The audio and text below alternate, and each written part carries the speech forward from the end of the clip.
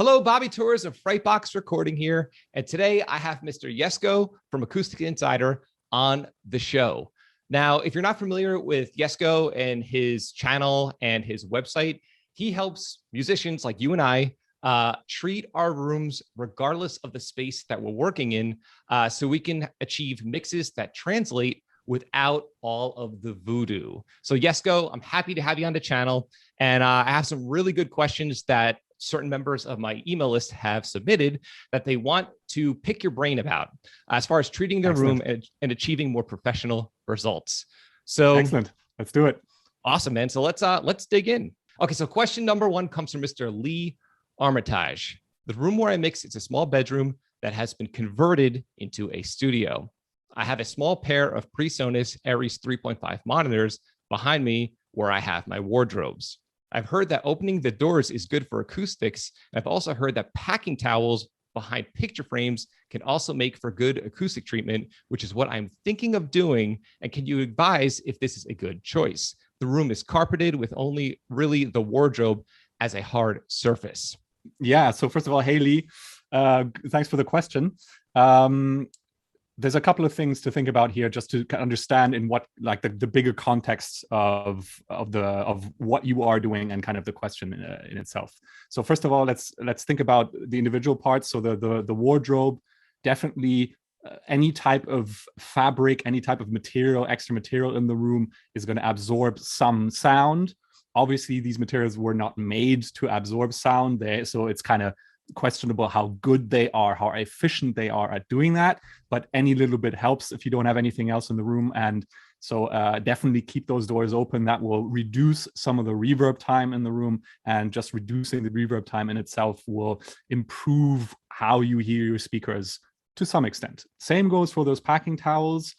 Same concept. So it's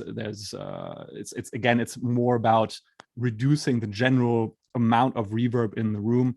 Same goes for the carpet, by the way. Yeah, so that's kind of just to understand what's going on here. I think in the bigger context of things, you have to be aware of how far you can go with just working with an open wardrobe or just packing towels behind your speakers.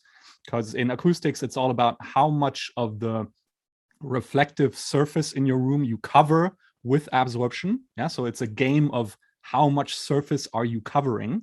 And obviously with just one wardrobe and a few packing towels, that's not that much surface. So the effect you can expect to see isn't going to be all that great. That said, like I mentioned, it's going to help a little bit. And so by all means, if you don't have anything else, any other type of treatment in the room, or you're not kind of ready to maybe invest in some panels yet, then definitely go for that. Just kind of understand and see it in context that the improvement you're going to get isn't going to be massive. Yeah. Got it. Awesome. So it'll help, but it's not a one quick fix kind of thing. Like these things, these little things, all these little details add up to a more dead room, and it helps with just the extra reverb and ambience. Exactly. Got it. Yeah. Makes sense. Awesome. I think it's acoustics is a lot of little steps as well. I think that's something that I say often, and it's worth being aware of. So just like when you're doing a mix and you're doing a lot of little tweaks that all drive the result in the right direction, it's kind of the same with acoustics. Yeah, it's a lot of little steps that take you in the right direction, and the more of these steps you can take, the better it's going to be, right? Awesome. And so obviously a wardrobe, some packing towels, a carpet are just a few little steps, and so you're going to see a little improvement, but it's not going to be massive. Got it. Awesome. So our next question here comes from Eddie. So I've been watching your channel for a long time. I want to thank you for all your great tips and now great guests. As for my room, I've always had this issue with translation with my mixes, and I think it's mainly because of my room. I've never really been able to afford studio monitors, so I've just been mixing on open back headphones and occasionally will play from the computer speakers on my Mac. However, my computer faces 4 full bookshelves on the opposite wall since I share this room with my girlfriend, and it's become a studio/library. So there are a lot of decorations and wall hangings in there, but not necessarily insulated with soundproofing material. I also feel like I should mention there's a 5th bookshelf directly to the left of my desk where my Mac sits. So my questions are, can I still make this setup work, or do I need to rearrange the entire thing? Or should I just stick to headphones? Thank you so much once again. That's good question, Eddie, and not entirely easy to answer because there are a lot of moving pieces here that we're trying to get in order, right? So I guess the first thing to understand about translation, when we're talking mixed translation, I always say the room doesn't mix the record for you. Yeah, you're still the chef in your kitchen. No matter how expensive your kitchen is, it's not going to cook that meal for you. You still have to do the cooking.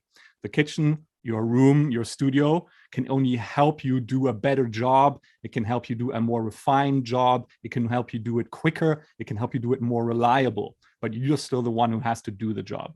Yeah, so that's just something to be aware of when we're talking about mixed translation. Yeah, the room is only a force multiplier in this equation. It doesn't actually do anything in of itself, right? So then the question becomes, if you've got that covered, sort of, if you're thinking, okay, I'm working on that, obviously, like it's always a work in progress. Same for both Bobby and I. But if you've got that in check, you're doing the best you can, you're referencing properly, you're obviously using your open back headphones, you're using your studio monitors, you're listening in your car and you're on your hi-fi in your living room, wherever, your friend's house, maybe taking it to a friend's studio every once in a while. You got that under checked. So what can you actually do about the room to improve translation? Yeah. And I think there are five main steps main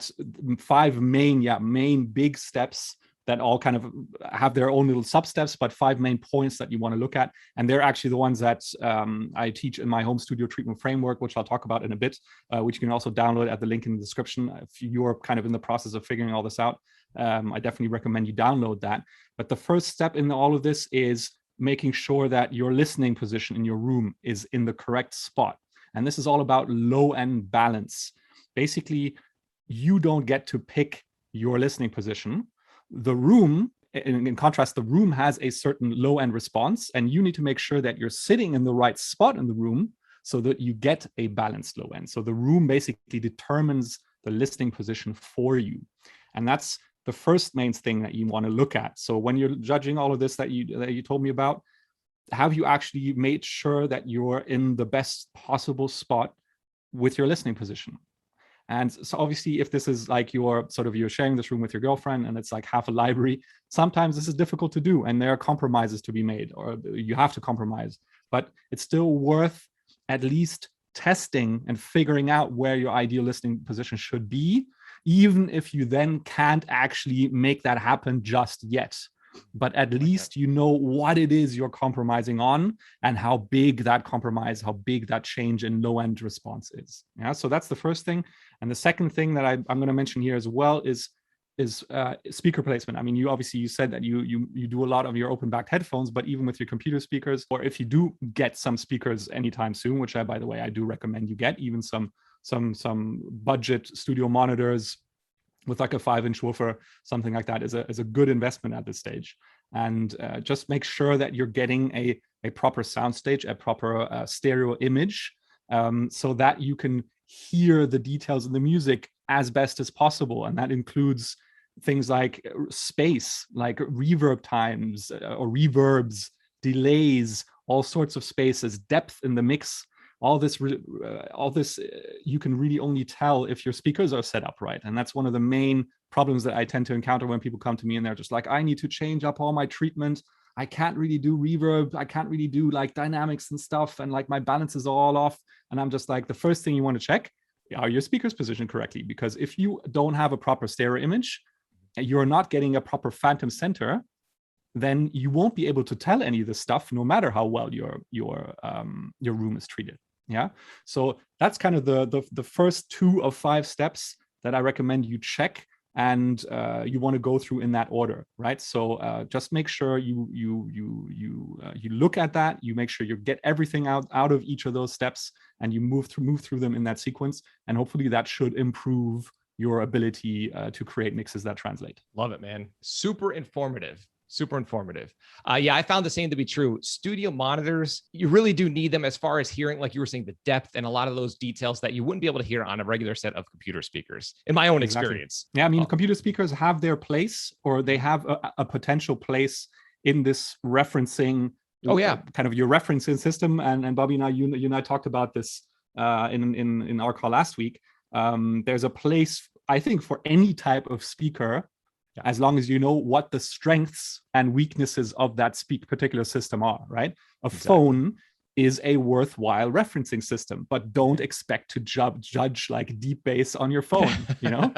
Exactly. Right? Yep. Computer speakers have a place in this world of referencing, but just be aware of the strengths and weaknesses of these speakers and don't expect miracles, you know? Yep, I agree. Love it. And question number 3 comes from Mr. Super Genesis. Hi, Bobby and Jesco. How beneficial is acoustically treating your bedroom when you record guitar? Oh, I like this. When you record guitars exclusively into an interface and vocals with an SM7b and mixing mostly with headphones. Thanks. Love the channel. Maybe, Bobby, let me throw that one at you. What do you think?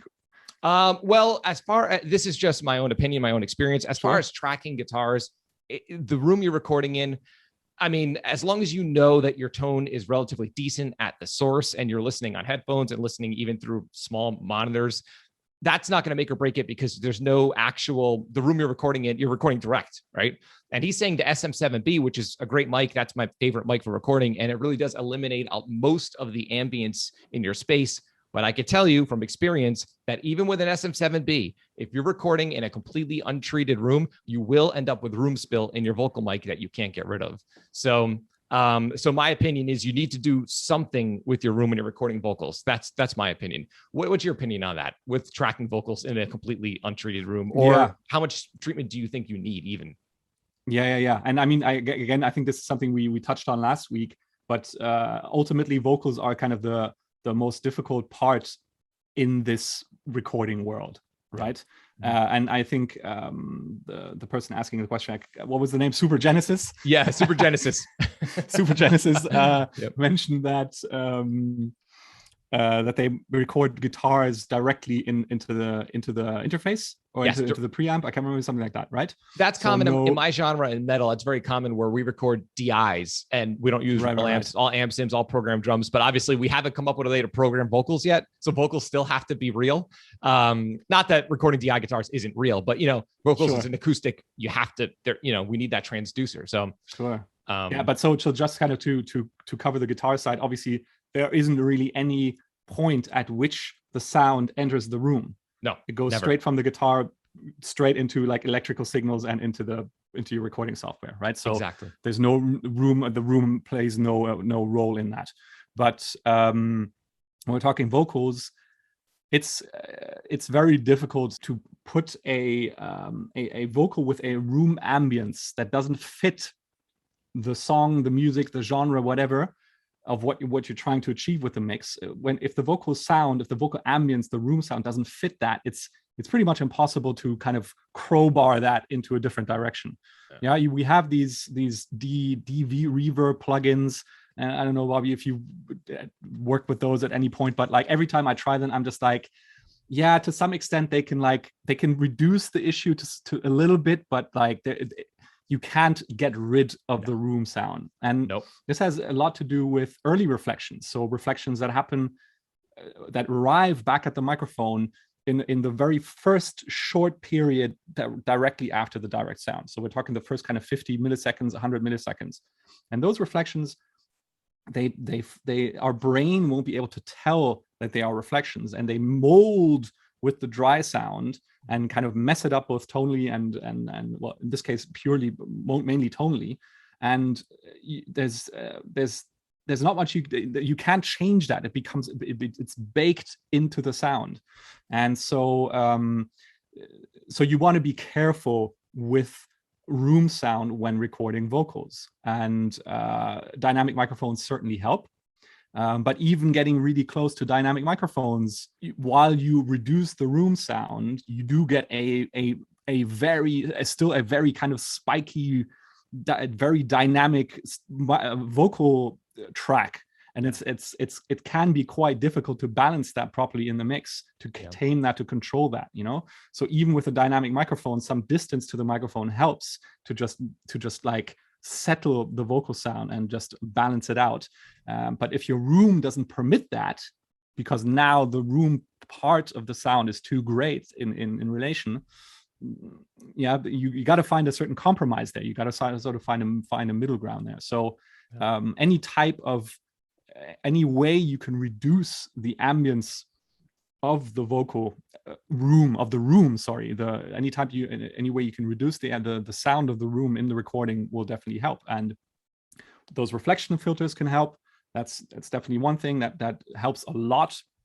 I haven't worked with those much, but like they do work, and it's a good starting point, I guess. I've seen those weird little micro recording booths that some people seem to be happy with. So that's an option. But in general, you want to try and damp out the room as much as possible, just locally around the vocalist, so that you can get a vocal that is as dry as possible in your home studio, so that you have options to place it in a different space afterwards. Yeah.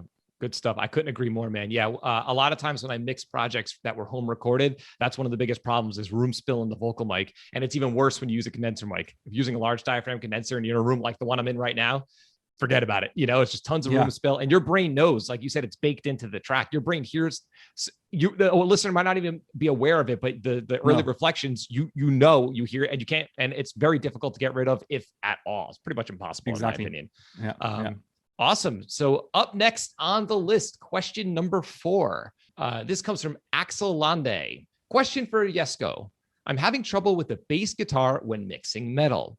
Mix sounds great on my HS5 monitors, but when I listen in the car or on any other speakers, the low end is destroying my mix. I mix in a small size bedroom.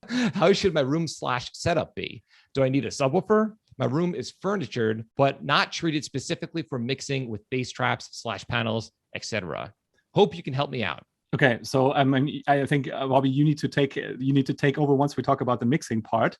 Yes. But let me talk about the room part for a second. So one thing you need to be aware of is if your room is completely untreated, and if you haven't figured out where that ideal listening position is that I was talking about before, even if you've done that in an untreated room, you are very likely facing very, very strong changes in volume in the low end, depending on across kind of the low end frequencies. So that's 50 hertz might be super, super loud, and then 75 hertz might be extremely quiet, and so on and so forth. This is all a part of the kind of the room mode problem that you find in pretty much every small room. And so just be aware that even with your 5-inch speakers, which will probably still go down to like 60 hertz, probably 60, 70 hertz, you will have strong variations in the balance in the low end. And that obviously can make it very, very difficult to judge the relationship between the kick and bass, but also the amount of overall low end that you're putting in your mix, right? So you said that your bass guitar is destroying your low end. And obviously, the first question I have is what do you actually mean by that? Does it mean you have too much bass? Does it mean it's just like killing the kick? Does it mean like the balance is off, sort of in the bass sound itself? So there are different aspects to this that you want to ask yourself what the exact problem is. But that answering that question as well can give you an indication of where in the spectrum the problem is, or where it's kind of manifesting. And then that can give you an indication of what to do about it, I guess, right? So, but in general, the advice I have is make sure you double check where your listening position is located, because if it's in the wrong spot, you can have absolutely massive amounts of balance differences in the low end that will make it almost impossible to mix. I mean, or it makes it possible if you're really referencing properly, if you're using a spectrum analyzer properly, if you use a bunch of tools to work around the issue, but it's going to be hard and it's not going to be fun, And so, I mean, ultimately we want to make our life as easy as possible. We want to get into that flow state. We want to enjoy it. We want to follow our instincts as best as possible, right? And so in order to do that, you have to make sure that the sound you're getting at your listening position represents what your instinct wants, what kind of tonality you gravitate towards when you're just in that flow state. And so that's why it's so important to tone your system, to, some people call it in the acoustics world, kind of creating a house curve but basically it just means how much low end do you put in your system, how much top end do you put in your system, and does that mimic how you like to hear music? Yeah. And the first part of that process of getting to that state is making sure to figure out where your listening position is, so that you get a as balanced as possible low end from the start, and then you tweak from there on. Right? You don't want to be correcting the room or correcting for mistakes because you're not in the right listening position. You want to get that first and then kind of build on that afterwards in terms of low end balance. Yeah, low end in my genre is definitely one of the most difficult things to get right, because we're dealing with fast technical music, and the bass is conflicting with the kick, then the rhythm guitars are conflicting with the bass, and all three kind of jumble up. So a lot of times it comes down to this. It's just people aren't hearing their low end, or they don't know their systems, or they're not referencing enough, or they're not listening to it on multiple playback systems. But like you said, if you dial in your home base where you're doing your mixing, and you know how music should sound on that, whether it's the monitors themselves or the way your room is treated, that's the fastest way to getting over those hurdles, in my experience. Because low end, everyone struggles with it. It's very difficult, especially when you're referencing professionally mixed metal albums where everything is crisp. The low end is hard hitting, but it's not mushy. It's not lumpy. It's not. I think when he says, I know exactly what he means, because I've been there. Okay. We all start when he said it's killing his mix. This is probably what's happening. His mix sounds great on his monitors in his room. He takes it out to the car, and it's like, what is this? It just sounds like it almost sounds like a blanket is over the speakers or something, right. Or it's just way too rumbly. So no, I like probably too much bass in general. Oh yeah, 100%. I'm willing to bet. Yeah. So that means at the listening position, he's actually getting too little bass, right? Bingo. So he's got an unnaturally reduced amount of bass at his listening position. Yep. But that's not how he's mixing things, because obviously if you did things correctly, he would mix with that little bass as it's heard at the listening position. But he's following his instinct, so he's putting it where he thinks it should be. Yep. But because the system isn't tuned that way, that's actually way too much bass. Yep. Yeah. So that's probably what's happening. So you probably want to see if you can figure out a spot where you're getting more low end by repositioning your listening position. And by the way, I just wanted to touch, because he asked about subwoofers. I think in the long term, in terms of your career and progressing as a mixer, eventually you want to learn how to mix with a subwoofer, because it's part of the spectrum that we have to take care of.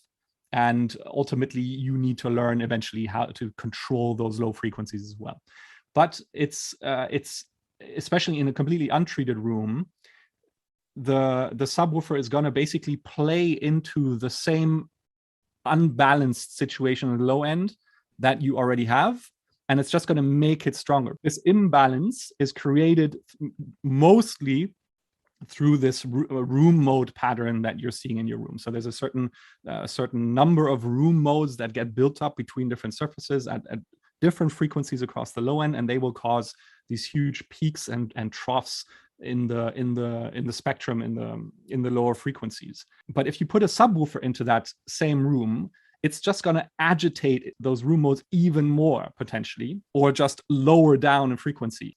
So some that might be in kind of the below 50 hertz region that you didn't hear before, now you're putting energy into those as well, and you basically, yes, you extend your the width or the low end extension of your monitoring system, but that low end extension that you get is super imbalanced. Yeah, exactly. Right. And potentially you're also putting more energy into those frequencies that you do, those lowest that your actual speakers are putting out. And so again, that problem of room modes, peaks and troughs that you had is only going to get agitated. It's only going to get worse. Yeah. So it doesn't necessarily give you more low end. It potentially just takes what is already bad and just blows it up.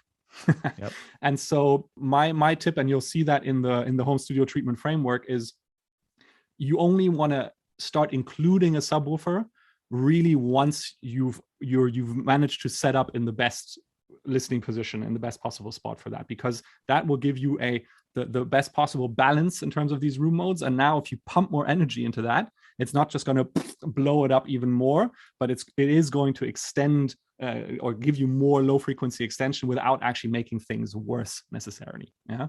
So that's kind of how to think about this. I love that, man. Yeah, because a lot of people think a subwoofer is the answer. You would think that that would be the case. It's like, oh, I can't hear low end, so I'm just going to add a subwoofer and I can all of a sudden hear my low end. But like you said, if you have issues in your room, it's just going to magnify the issues you already had. So if you take care of your room first, then the subwoofer can kind of extend that range so you could hear it better. But the room comes first and dealing with the issues that are already inherent in the space you're mixing in. So love it. Exactly. Well, actually, this comes from Pirate Dungeon Productions. My question to Jesco: I believe that the majority of us independent home producers have our studios within quite small rooms. Could you give us your best tips in such cases to improve the overall audio coming from our monitoring speakers? So I know what he means. He means that most of us are mixing in bedrooms or a small office, kind of like I'm in here. What's the best way to make that work? It's something that even myself, I deal with, like, because this room is so small and it's square, I hear flutter echoes, my bass builds up in one corner. Overall, what would you say is the best way to kind of combat those issues in the most straightforward way possible? Sure. So, I mean, as I've now mentioned multiple times, it's this listening position thing, but that has certain aspects to it that maybe are worth mentioning, right? So the first one is, you want to be able to dedicate that room to sound, because only then do you have the luxury to freely pick your listening position, right? Obviously, if there's a bed in there, you're going to be severely limited, or if there's another desk in there, or in the case of the other person's question, if another person is using the room as a kind of a library or something, you're severely limited in your options of how you use the room. And if you don't have full availability to the room, you are seriously limiting yourself right from the start. Okay. Yeah, so that's something to be aware of. You also want to make best use of symmetry if possible. I mean, Bobby, you're the perfect example of that. It's possible to do it without symmetry. Yeah. But ideally, you want to make use of symmetry as best as possible, and this means just around your setup, around your kind of listener speaker setup, around your mixing setup, to have symmetry locally as best as possible. Yeah, so in the middle between the left and right walls, no weird angles if possible, and this can first of all needs to be locally around your setup. If the rest of the room is somewhat asymmetrical, as long as things are symmetrical around you, that's the most important part. Yeah, those are just the ground rules, right? Obviously, when we're talking speaker setup, as I mentioned before, making sure you get a proper stereo image. And again, in my home studio treatment framework, you've got a link to my phantom speaker test, which is a listening test to set up your speakers properly and make sure that you're getting that stereo image in that phantom center. Well, it's that groundwork that you want to lay, right? And at that point, you can start thinking about some simple types of treatment. And then the same thing comes into play that I mentioned before. So any amount of fabric that you can put in the room, even if it isn't proper treatment, proper panels yet, will help reduce the reverb time. A big couch made out of fabric. Of course, a carpet will help at first. Once you go down the rabbit hole of actually treating your room, I would then probably get rid of the carpet. Mm-hmm. But in these first stages, when it's just about reducing the reverb time with any means possible, then a carpet definitely helps. Thick curtains, a couch, just breaking up surfaces with bookshelves and stuff. All those little things will help. Again, they're not made for acoustic treatment, so they are limited in how well they work, but they are definitely an improvement over just leaving the room empty. Yeah. Awesome. So you're saying big picture, couple big picture moves, if I'm understanding it correctly, is being open to your mix position. So not, let's say you're in a room and there's you have maybe a desk where you sit your mixer, and then you have a desk for your schoolwork or something. Being open to experimenting with where your mix position is. And then the next piece of lowest hanging fruit would be to use, like you said, carpeting, heavy curtains, things that kind of cut down on, if you can't afford acoustic treatment or don't have the means to do, official acoustic treatment, things like that do help. So those two things can help greatly in a small space. That's right. Yeah. And awesome. Just be aware that it's not one thing that you need to do correctly. Yeah. There isn't the one thing that is going to make your system translate properly. It's a lot of little things. Yeah. And you want to do as many of them correctly as possible. Yep. It doesn't mean that if you can't do one of them, for example, if you can't put your speakers on separate stands just because you don't have the space, Yeah, that's fine. Put them on like those decouplers on your desk. Yeah. It's better than nothing. Ideally, you want them on stands, but if you can't do that because of space, it's fine. Yeah. If you can't put up a certain fill the room with bass traps, that's fine. Do the best you can with the space that you do have. You know, it's a lot of little steps that build on one another, and you want to do as many of them correctly. You know, same with the symmetry. Get the symmetry as best as possible. Create the most symmetrical space around your speakers that you can. If there's some weird like pillar on the side that you obviously can't get rid of, it's fine. Yeah. So none of these things is going to make or break the result. It is everything in combination that gets you where you want to go. Yeah. So that's just the way you need to think about this. Do as many of these little steps as best as possible, and don't obsess about any single one of them, because no single one of them is going to make or break the sound. Like you were saying, just like mixing, just like mix moves. Exactly. It's very similar. Yeah, I love it. Exactly. So we have up next a question from Jules. Hello, love the channel. Been a big fan for a while now, so keep up the good work. My question would it be really worth it to do any treatment in a small bedroom, or would one be better off sticking just to headphones?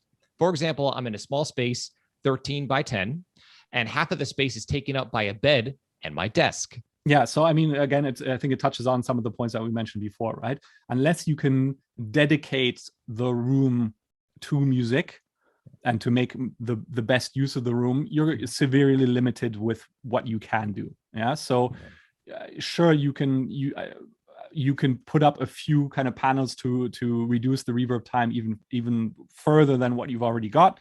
But none of this is gonna severely improve how well you hear your speakers. Yeah. So in that case, I would definitely still get some speakers, just because it's just more fun to work on speakers than on headphones for hours, in my opinion. I agree.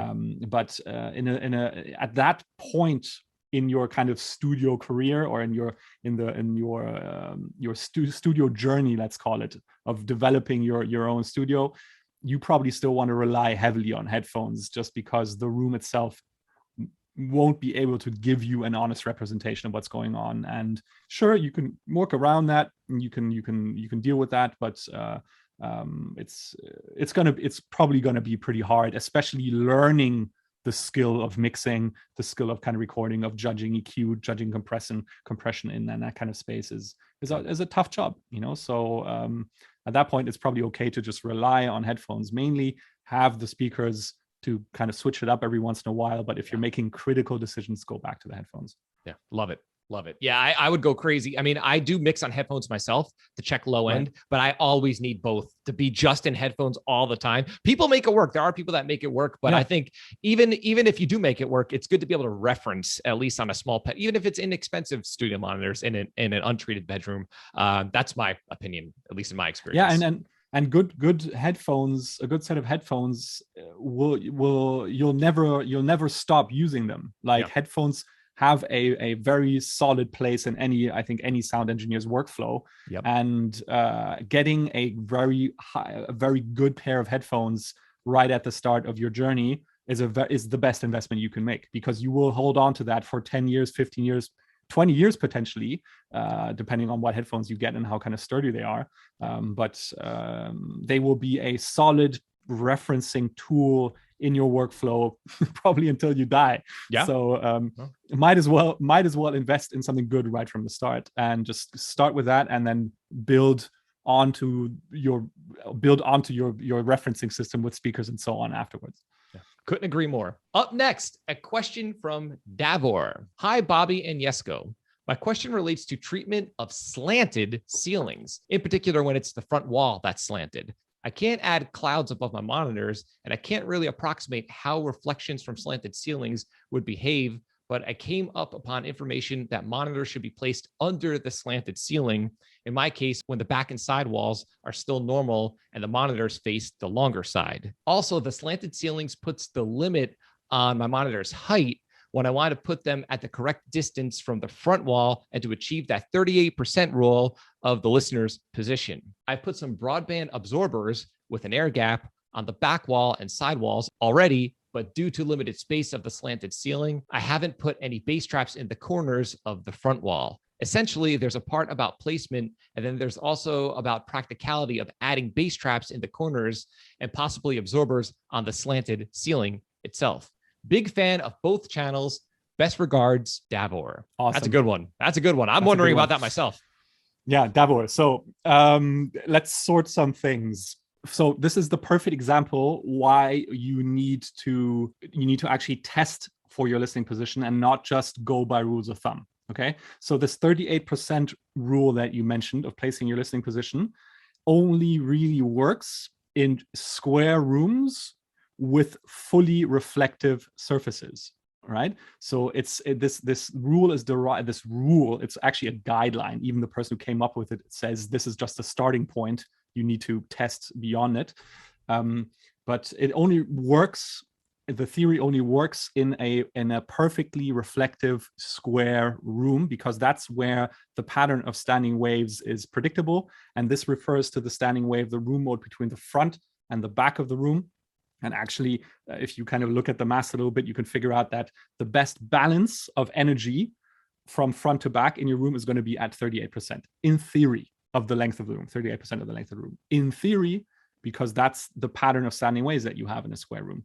But now if you have a slanted surface, be that the ceiling, be that the front wall, I think in this case it was, even if it's just angled, the more your room deviates from this perfect square, the less reliable this theory works, because the room mode pattern changes more and more, or deviates more and more from this ideal, the more the room deviates from this ideal. And so what in an ideal room might be at 38% length of the room, in your room might be at 50% of the length of the room, because that's how the standing wave pattern in your room works.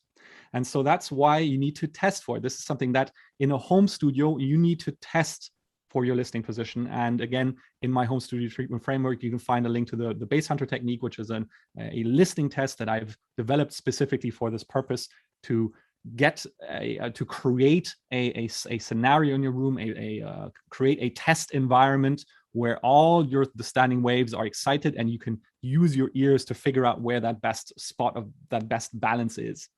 But so you need to test for it in any home studio, because those rooms tend to be so irregular, and the construction of the walls, of any doors, any windows, all those play into how this standing wave pattern changes in relation to this ideal from which those 38% were originally derived. So that's the first thing, right? So make sure in your room that you test for your listening position. Now, the second thing that we need to clear up, you mentioned that you want to get some distance between the front wall and your speakers. I'm going to go right out and say, I know that everybody mentions this. I know that even speaker manufacturers put this in their manuals, and I'm going to say outright, it's nonsense. Okay? It is nonsense, because in theory, it works. This is about something called speaker boundary interference, and then potentially creating pretty bad notches in the frequency spectrum in the upper bass region. And in theory, this works. As in, it does happen. You do see this effect in practice as well. But the problem is, to get rid of this effect, you need a distance of, 4 meters? So like 16 feet from your front wall. And not just your front wall, but any surface in your room. This game of creating the right distance from the front wall is a game that is reserved for very, very large rooms. In your typical home studio, you will never be able to optimize the speaker placement to all your surfaces to get rid of this effect. So in my opinion, ignore it. Place your speakers, prioritize stereo image when you're placing your speakers. Prioritize stereo image, soundstage, phantom center. Yes, you might end up with a speaker boundary interference related dip somewhere in the spectrum. But the thing is, with most of these, they are in the upper bass region usually, and you can take care of them with treatment relatively easily. Yeah. Got it. And in most home studios, they are so small anyway that once you found your listening position and you set up your speakers, you'll find that you need to put your speakers right up against the wall anyway. And the closer you get to the wall, as in once you're within kind of half a meter, 2 feet, let's say, this dip created by this problem, by the speaker boundary interference problem, moves up into above 100 hertz, even moves up in the spectrum to an extent that it literally stops being a problem, and you can get rid of it even with like simple foam if you wanted to. Although I would never recommend you use any of that, but there you go. Yeah. So going full circle, just ignore the advice that you need to put your speakers up with a certain distance to the front wall. You're going to be chasing your tail if you do that. It is impractical advice that doesn't lead anywhere. It focuses on the wrong, it prioritizes the wrong thing while you're setting up your speakers. Okay, so those things said, you'll probably end up reconfiguring your whole room anyway. I'm not sure if it's worth talking about the kind of bass traps questions and that you had, but I think I kind of answered some of them in the before questions anyway. But so those are, I think, the two things that you really need to think about, to prioritize, to make sure you get right. And yeah, there you go. I love it, man. I did not know that about the whole distance thing being a myth. Never knew that. That's interesting. Well, it's not a myth in itself. It focuses on the wrong problem. Exactly. It's like saying your mix depends on how you EQ your snare. Exactly. You know? Yeah. And it's just like, no, it doesn't. Yeah. EQing your snare will be important at some point. Yeah. But like balancing your levels is going to be way more important. Yeah. So it's kind of like that. It prioritizes the wrong thing. It's just that people, for some reason, really like to focus on that one problem, as they like to focus on EQing a snare or a kick drum, you know? So it's kind of like that. It reminds me a little bit of, for some reason, man, I don't know why people obsess in my genre with gain staging. Now, gain staging is important. It's super important. Sure. But there's all these crazy myths like, oh, if you peak beyond, I don't even know what it is, -5, you're going to have a harsher mix. I'm like, that doesn't make any sense. That, you know, it's like, it's just like, yes, gain staging is important, but it's taken to the extreme. And now that's all people talk about, you know? I don't know. I guess it's the acoustic treatment related version of that. That's what it sounds like. Yeah, I don't know. Some of these issues have kind of developed a life on their own. You know? Yeah. And I don't even know when and where they started, but like the conversation has just gone way too far down that rabbit hole, you know, and like people are so far down the rabbit hole, they can't even see the entrance anymore, you know? And so it's just like, let's pull you back, get you back out of the rabbit hole and put you back on track, you know, because that's not an issue, you know? Yep. Love it.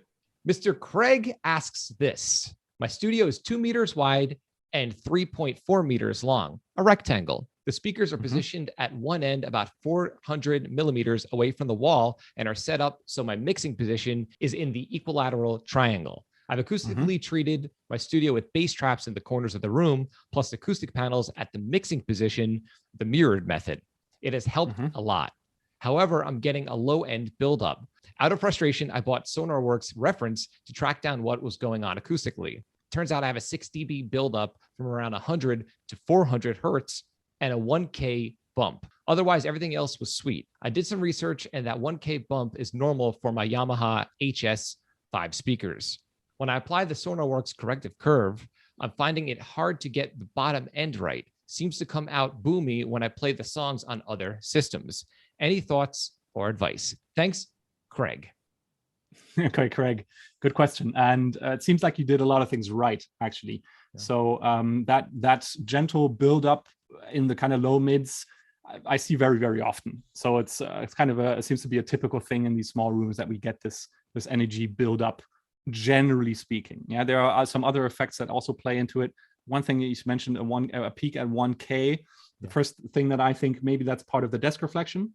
Yeah, so it might be, not necessarily, but it might be, depending on your particular geometry of your desk and between the desk and your speakers and your listening position.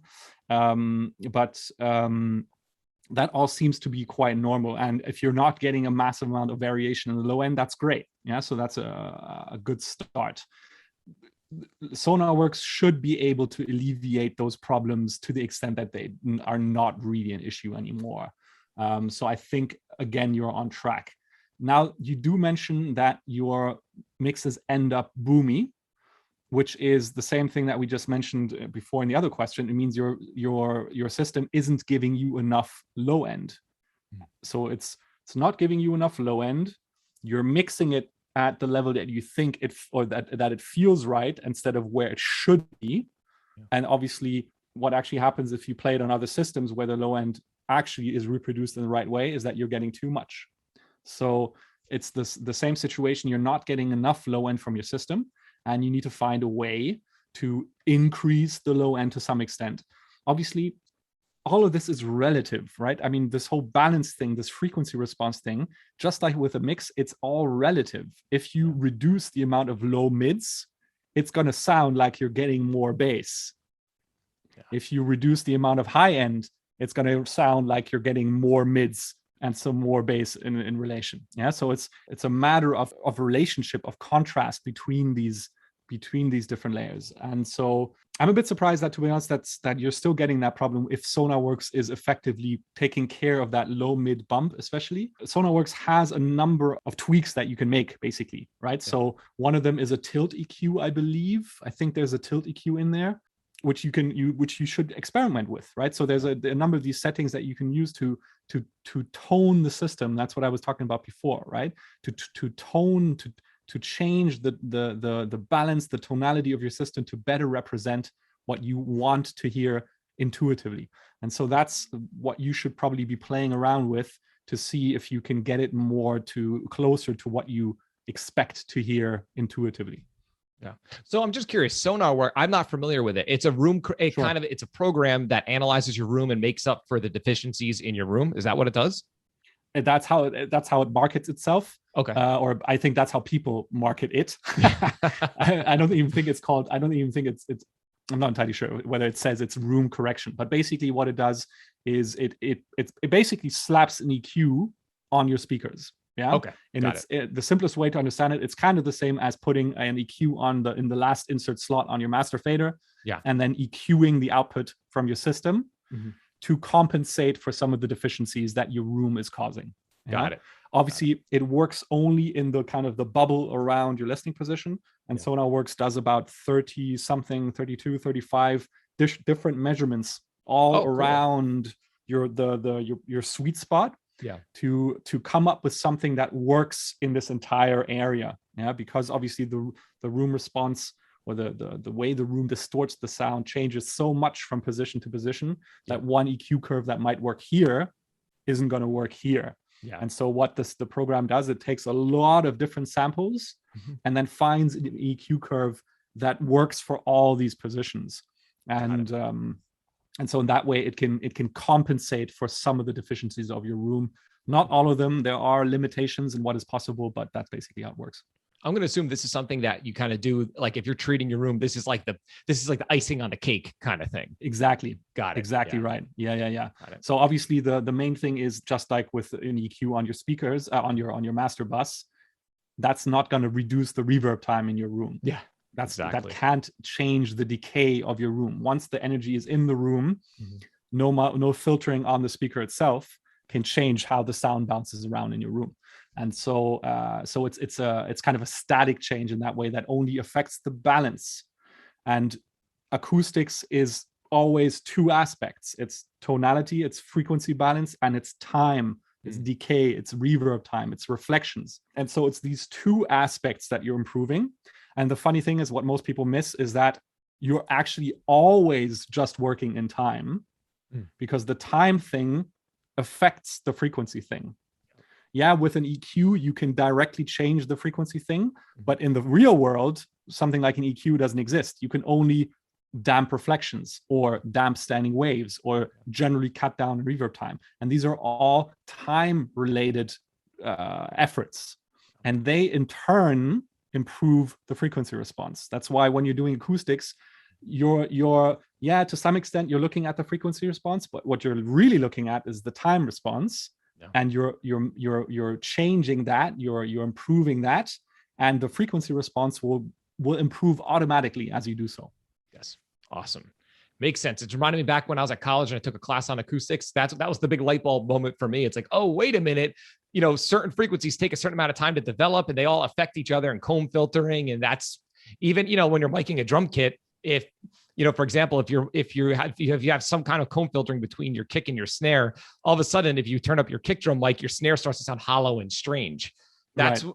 And a lot of people know this, but they don't realize it's a time thing. And it's the same thing in your listening environment. The timing is going to affect the frequency response. So it's all interconnected. So you just mentioned comb filtering. And I think it's worth just going through this example so people understand how time affects frequency. A comb filter is just two signals in time, right? Sine wave, let's say.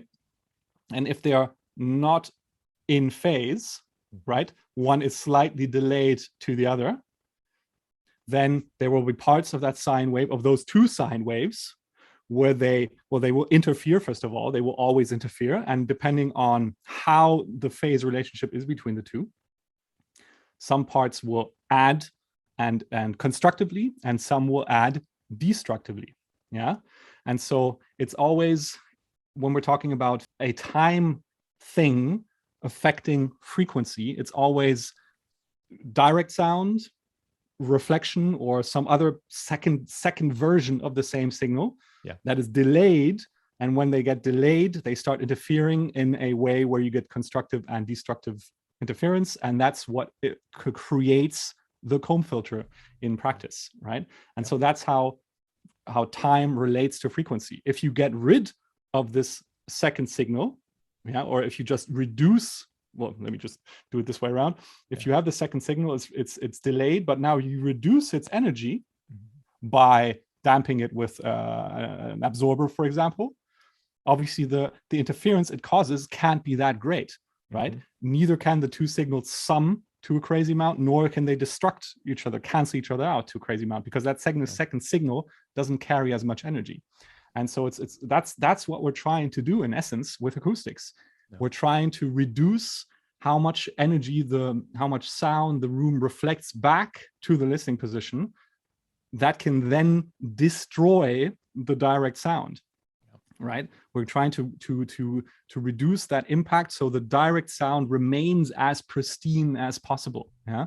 So and that way you can that's why you can also only the best sound you can get is really just listen to your speakers without a room, ideally. Yeah. That might not be the most kind of pleasant situation to be in, because we enjoy being in rooms. Yeah. But if you put out your speakers, let's say in a field somewhere, you could probably mix pretty well, because you would only hear your speakers. And if your speakers are built well, if your stereo image is set up right, it probably sounds great. Yeah.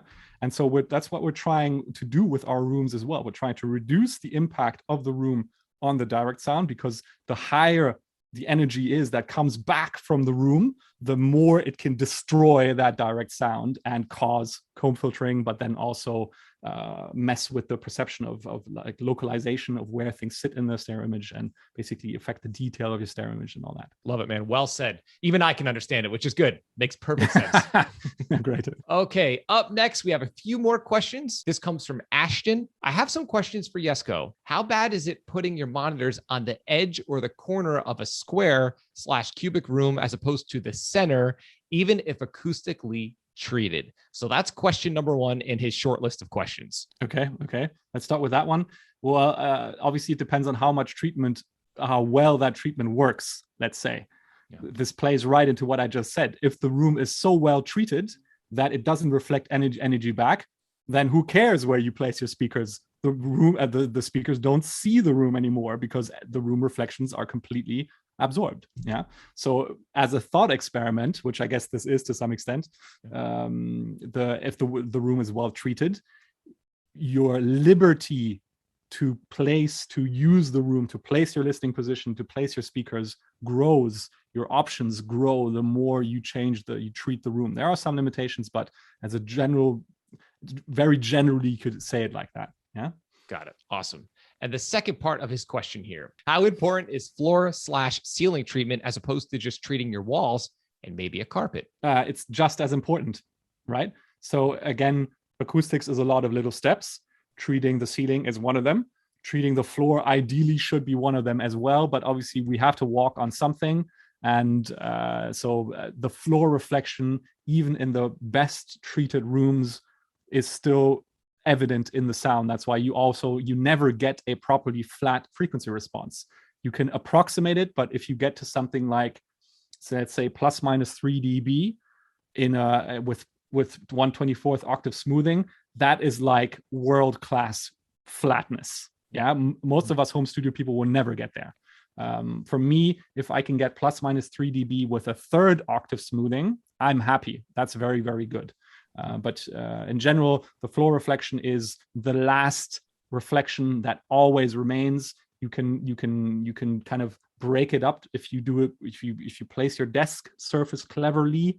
But it's a bit of a pick your poison game with the desk reflection as well. So yeah, it's long answer short. The ceiling and the floor are also important. It's one of the steps of the many steps that you want to ideally take. It's part of the equation, definitely. Do moving blankets really work as well as treatment as advertised for acoustics? I don't know, never worked with them. Sorry, okay. Can't comment. I can say this. I have recorded vocals. It does help deaden the space, at least for tracking. Like I said, vocals, I don't like to get too scientific with it, but the one thing I try to do is kill as many reflections as possible. And I have recorded with those blankets, and they have helped. Now, as far as treating your room for mixing, I couldn't tell you. I've never tried either. So I don't know. I have no idea if they work as well. I guess they would help to some extent with the absorption, like you said, a carpet would or something else. It's probably, I'm going to guess it's in that zone, sort of. I think what I'd really like to say at this point is we got to stop trying to reinvent the wheel here. Yeah, the wheel has been invented. It works just fine. The cheapest, most effective option has been determined. It is standard insulation material. Yeah. There is no reason to search for something better, because right now, for home studios working at a budget, there is nothing better. Yeah, I mean, I was definitely guilty of that for the longest period of time, and obviously I have a lookout for new developments and stuff. Keyword metamaterials are pretty interesting right now, but this is far off. This is way off. Yeah, and we always have to think practically: budget, availability, doability, sort of, in how able are you to implement a certain solution in your room, you know, yeah. And from a complexity point of view, and from that point of view, we don't need to reinvent the wheel. Yeah? It has been, it works just fine as it is. Just use it, get back to making music. I think a lot of people get overwhelmed, and that's why your channel's great, man, because you cut out all the hoopla and you get right to the stuff that actually works, and you simplify it, which makes it understandable. And I think that's why a resource like that is great for everyday musicians, because they'll be less likely to be put off or scared by having to put together panels or learning about, because I think when we think panels, we think it's going to be some crazy, complicated, unreachable thing. But in reality, it's not. Like you said, it's actually, why are we reinventing the wheel when the actual way to take care of it isn't really that crazy? It's not that complicated, as long as you do it right and do the research and put the little bit of time in. So love it. Exactly. Okay. 2 more questions in this sub list of questions here. Yeah, let's do it. How big do bass traps need to be in order to work well? Define work well. So my goal with these traps that you see around the room here, and that I teach in my Build a Better Bass Trap program, what I aim for is to roughly reach 40 hertz in the low end. You can just about do that with these types of panels if you place them across a corner. Yeah, the effective depth of this absorber is what counts. All right, so there's material and then there's air behind it, and it's the total depth of those combined that makes the depth of the absorber. And so with this type of setup, that you can just about reach 40 hertz, and that obviously works out nicely because that's more or less where typical kind of 6-inch speakers cut off. Yeah, going beyond that, you need to make your traps even deeper. The thing here is, what I've realized is that the price performance benefit that you're getting with just insulation material drops off quicker and quicker as you make these traps deeper and deeper. And so, and their effectiveness at some point, I'm starting to notice, like at the very, very low end, is somewhat questionable. That's why pro acousticians will use these types of resonance traps So basically kick drums in reverse, membrane traps, Helmholtz resonators to some extent, for the very, very low end. So like 20 hertz up to what most of them now, if they know how to build them properly, probably something up to like 80 hertz, maybe even higher. Yeah, just because if you know how to do it properly, it is more effective to use these types of traps for the very, very low end. But for us home studio folks, these are very, very difficult to build. I don't have a program on building these yet, because I have yet to find a way to reliably teach people how to build these things and actually get them to work. There are so many variables, and if people change stuff up in the construction process, you might end up with something that doesn't work. And so that's why I don't recommend home studio folks use or prioritize these resonance absorbers, even though they're the holy grail of low-end control, because in terms of price performance or complexity, it becomes very, very difficult to actually achieve the result. And unless you're ready to kind of iterate, to potentially invest many weeks of building, lots of money as well, and rip the whole thing apart and redo it, unless you're willing to do that, since you're probably not going to be able to make it work on the first try, I can't recommend it. So in that sense, that's why I recommend to stick to these insulation material types of traps.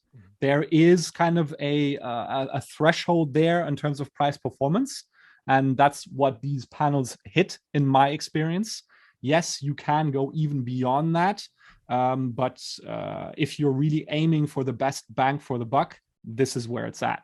And going beyond that, you're starting to lose some of that sort of effectiveness, if you will, in terms of price performance.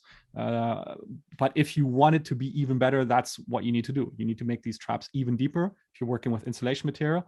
And then eventually, if your budget allows, if your space allows, if your time investment allows, you can get somebody to advise you on how to build these resonance absorbers, and that would be, in terms of pure effectiveness, even better.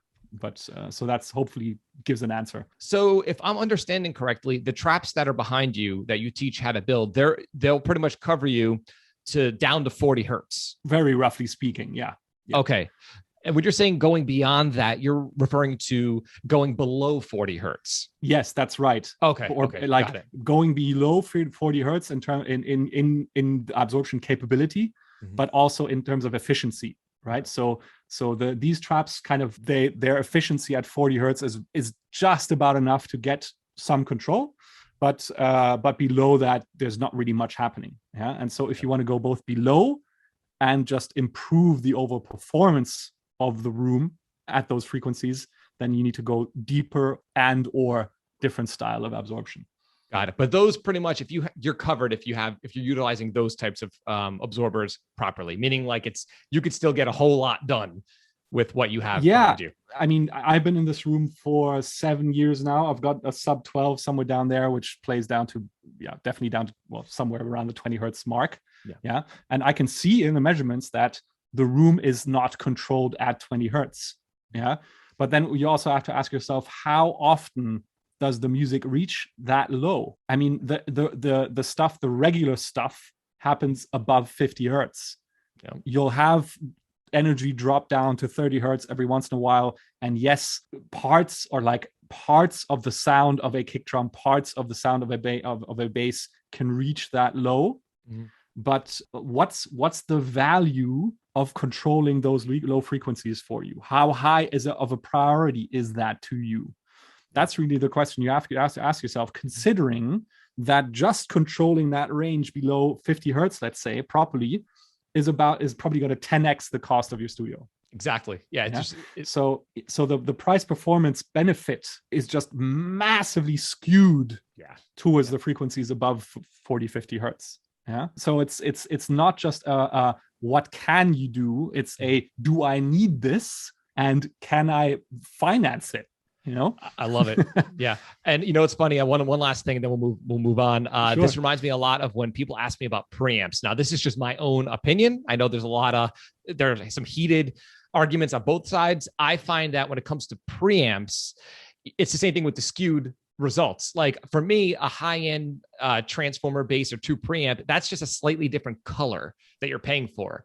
But if you want great results of professional sounding production, spending $3,000 on a preamp, it's not going to give you it's not going to 10x your vocal sound. You know what I mean? It might color it slightly different, but people believe it's like a magical piece of gear. Just like you're saying, if they focus on, tweaking their 25 hertz on their kick drum, it's going to give them this. No, it's like the amount of money you put in, it's just disproportionate. So I like that. It reminds me a lot of the preamp.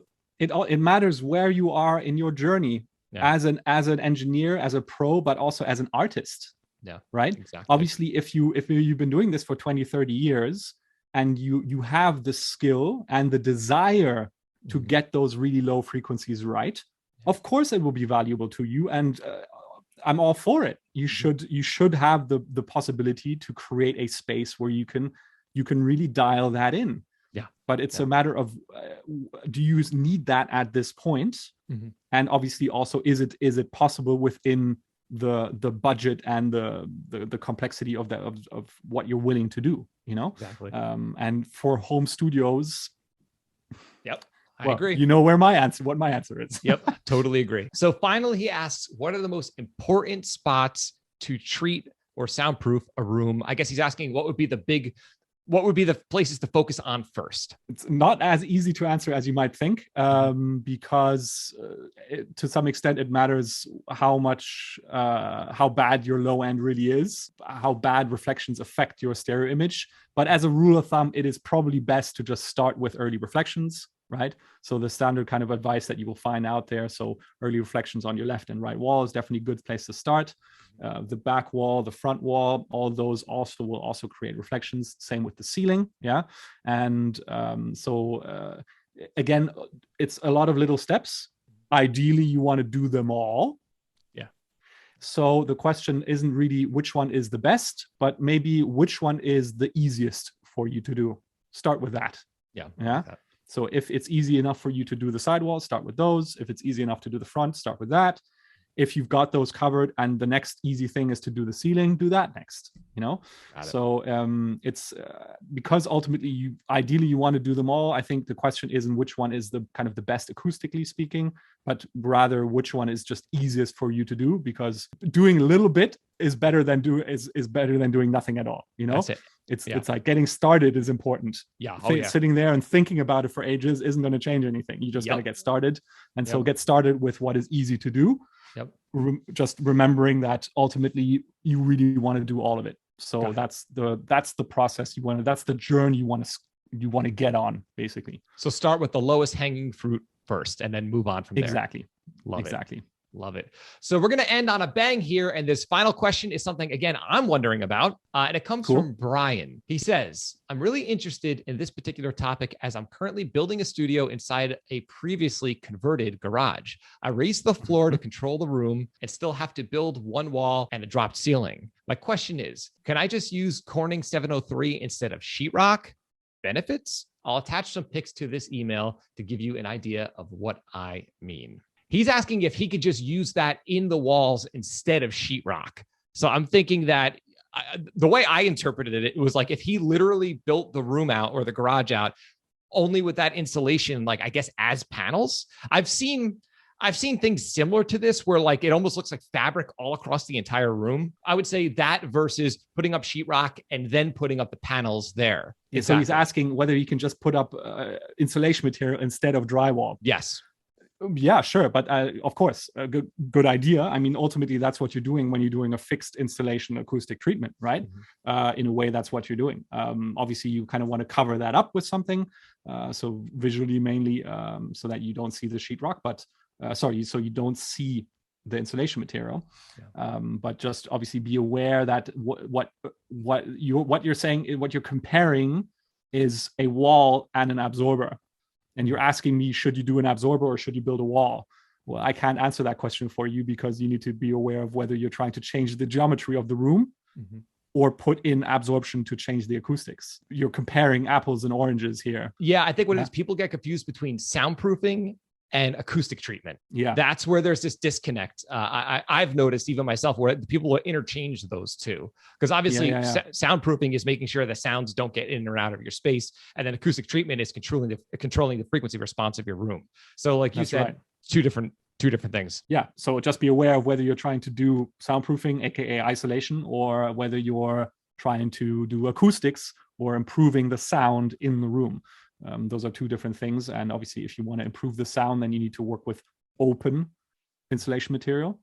And if you're trying to isolate, if you're trying to soundproof the room, then what you're going with isn't insulation material. That's not what's going to isolate, but it's mass. It's closed mass that is going to stop sound from penetrating and going through. And at that point, you're looking at sheetrock, or obviously even heavier materials. In the best case, I guess, concrete, you know? Yeah. So two different things. Make sure you're aware of what you're trying to do, and then that will tell you what the solution needs to look like. Awesome. Well, Jesco, this has been a blast. I've learned a lot today just talking to you for this past hour. Now Awesome. You have a gift for my audience, right? If they want to take their acoustic, if they want to treat their rooms or test, you were mentioning like 5 steps to be able to test what to focus on, or test the frequency response of the rooms and what to fix. So where can we find that? Yeah, exactly. So that's my home studio treatment framework, as I mentioned throughout the video, which you'll find at the link in the description. And so it's my 5 steps to basically treat a home studio and get it to translate as best as possible. Obviously, it's a bit of a caveat there, because as I mentioned right at the top, translation is a skill, not something that the room does for you, but ultimately the room will obviously support that. And these are my 5 steps. So it's what I've learned throughout my experience building studios here in Berlin and teaching people how to build studios, of all those things that you can do potentially to treat your room, which are the 5 that you need to focus on, and in which order, especially, because one thing that is so easy to do is to start on your journey of treatment and then realize you forgot to do something properly that you should have done in advance. And now you maybe need to remove some of your treatment. You need to change the orientation of your setup in your room, all these things. So this is not just my 5 steps, but in order, in the right order that I think you need to go through them to not be turning in circles. And so that each of these steps builds on the one before, right? So it's obviously finding your listening position with my bass hunter technique, listening test linked in there as well, so you can do that. It's my phantom speaker test to set up your speakers, also linked in there. It is how to think about treatment, right? So insulation material treatment. The very first step is looking at your empty room, but that's kind of a given. In most cases, there's not much we can do about the room, but that's really the first step. So looking at the empty room, finding your listening position, setting up your speakers, treatment with insulation material, and then EQ. So something like Sonarworks. There are other products out there. You can do it manually, but basically toning the system to your taste and kind of taking the frequency response itself, that last little step, because especially if the room, step number 1, is particularly bad, I always say it's kind of like the source material that you're working with in a mix. It's kind of like that. So if you're working with particularly poor source material, you can only take that mix or that room so far, and then EQ becomes a tool that is worth using. But we want to use it as little as possible, because it does come with compromises, mainly headroom, aka reduced headroom or distortion. But so those are the 5 main steps, and all the other things that kind of fall around those main steps are in there as well. So speaker decoupling, when to look at acoustic measurements, when to tie in a subwoofer, right? So all these things are part of that process as well, and they're mentioned at the right point, so you understand in which order, in which sequence to go through all these things, how to prioritize the right things. So that's my home studio treatment framework. Super exciting. I wish I had access to this when I started out 10 years ago. There's a link below right in this video's description. And Jesco, where can we find you? Website, acousticsinsider.com. Acousticsinsider.com, obviously, and my YouTube channel, YouTube/acousticsinsider, where I post weekly videos. And if you sign up to my email list, you'll get access to a whole lot of little tidbits and things that I discover around the net, as well as some things that you won't find just on my YouTube channel. So that's kind of those are the main places to find me. Awesome. And I'll leave links to both Jesco's website and YouTube channel below in this video's description as well. Well, dude, this has been a blast, man. Again, I've learned a ton. I can't believe it's been an hour and a half. It's flown by. And thanks for being on the channel. Sure. I appreciate it. Thanks for inviting me, Bobby. Definitely. Talk soon. Talk soon, man. Peace. Thank you.